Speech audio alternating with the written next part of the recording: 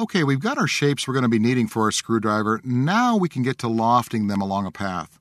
Now, something you might want to think about doing when you loft multiple shapes is to line them up along the path before you get going. Now, it's definitely not necessary, but it sometimes makes visualizing the end result a little easier. Just a little food for thought. Now, let's go ahead and do that with what we've got going here.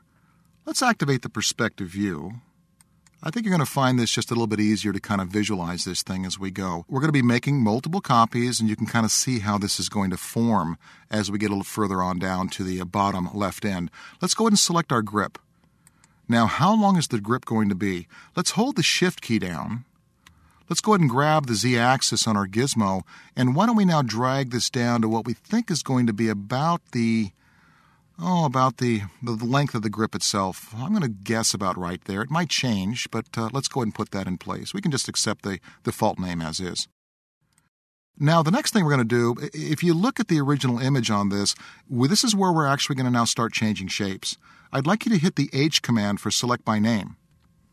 And with this, go ahead and select Circle 1. Very good. Now, we're going to be making a copy of this one too. Hold the Shift key down. Again, grab the blue Z stick on the gizmo, and let's drag this down. So again, it's going to go from one shape and then kind of transform down into the next. Very good. Hit H one more time for select by name. This time, select circle number 2. We'll make a copy of this one. Hold the Shift key down, and we'll kind of bring this a little bit farther down also. Is this making sense? Great. Now, this is going to stay in this particular shape. We're going to lock this down for a small little distance here. Continue with that. Hold the Shift key down, and let's pull one more of those down. All right, now we're talking. From here, hit the H key and select circle number 3. Again, we're going to copy this down. Now, this is going to basically represent where the metal shaft of the screwdriver meets the handle. So we'll kind of put it there, say OK. We now want to kind of copy that down to where the circle will change into the blade. So let's again hold down the Z. We'll move this down to the bottom a little bit. And you can really start to kind of get a better idea of how this is going to work out. Again, once you get a little practice with visualizing these on your own, this step may not be necessary, but I think it'll help you out the first time through. Now we want the blade itself. Let's go ahead and hit H. It's the only rectangle we've got. And we'll go ahead now and simply just move that down to the bottom.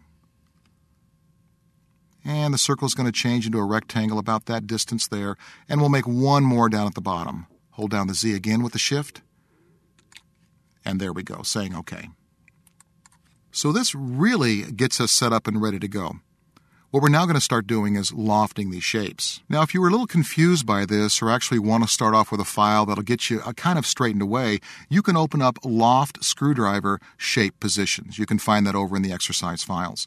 Let's go ahead and hit a hold right here just for safety's sake. Let's go to the Edit pull-down and choose Hold.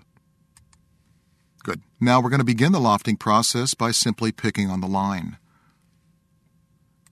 Now, you know what we ought to do on this? Why don't we go ahead and move this up just a little bit? You'll see why in just a second. We'll go ahead and grab the red stick. We'll pull it up a ways. And you can now see how much easier it's going to be to now select our shapes. Let's now go to the Loft command. So over to the Create column, Geometry, under the Standard Primitives button we go, choosing Compound Objects, and Loft. Now, every time we click, we're going to be using the Get Shape option. Let's go ahead and do that now. Because a lot of these shapes are kind of close together, it may be easier every once in a while to not click on the shape, but to actually select it from the list. We'll do that here and there. We'll also click on the shapes as we go. You can see the difference, and again, you can kind of work this into your own style. For now, though, let's get our first shape. Now, we're going to want to start this off not with the grip handle that we had made before, but actually a small circle. Go ahead and hit H. And from our list, let's select circle number 1. Very good. So all this really is now is a circle that's been lofted down a straight path. Why don't we change the color of this real quickly here? Go to my Modify column and we'll change the wireframe color, let's say to a kind of a bright green. Very good. Now we can start working on walking these shapes right down the path. So let's go over to our path parameters in the Modify column. Now, after a little experimentation, it looked best to me if we now place the grip shape at about 1.4% down the path. So let's go ahead and highlight that path number and type in 1.4. Very good. So we've now moved down the path slightly, and we're ready to go to work. Click back on the Get Shape button, and now go ahead and click on that grip shape. Bingo. You can see how that's now changed. Now I want to show you something. Get out of the Get Shape command. Let's go to our Arc Rotate, and I want you to now look at the end of this. See what we've done on this? See, I didn't want it to start off with the grip shape. I wanted to start off with a circle, and by positioning one very close to the other, it actually makes kind of a nice little transition in between. Let's go ahead and put that back kind of the way it was. I'll just right-click to get out of that. Let's continue walking down our path. We'll get out of the Arc Rotate command all the way, and now we'll go ahead back to the path parameters, and why don't we now type in this? The grip is going to go down to about 40% down the path. Let's go ahead and type in 40, Get Shape, and now we can just simply click on the other little grip shape that we moved down. Very good. Now make sure you understand what's happened. We've locked into the grip shape in between those 2 points. Here's one shape, here's the other one up here. Let's continue on. We're now going to get a circle into the mix. Let's go a little further on down the path. How about 45% this time around? The Get Shape button is still on. Now we can go ahead and click on the pink shape right below that, the circle. Very good. Look how this is now changing. Everything's looking pretty good. Let's go a little further down the path. We'll change this to, let's say, 46. The next one's going to be pretty darn close. Get Shape is on. Let's now pick on the next blue circle in line. And you can see how this is working. Let's go to 47. Now again, we want to lock that blue circle shape down in between those 2 levels of the path. Let's click on the next blue shape down. Very good. Let's continue on. Let's go to the path number, let's say 48, and now this is where it's going to change into the shaft. This is going to be the yellow circle. Get Shape is still down. Now carefully click on the yellow circle, and you can see what's happening here. Now the yellow circle will continue to ride down the path all the way down to where the other circle is. Okay? Now before we put that into place, I want to show you something here. Let's go a little further on. We're going to go ahead and go to 94% down the path, and I now want to click on the rectangle. So let's go ahead and do that.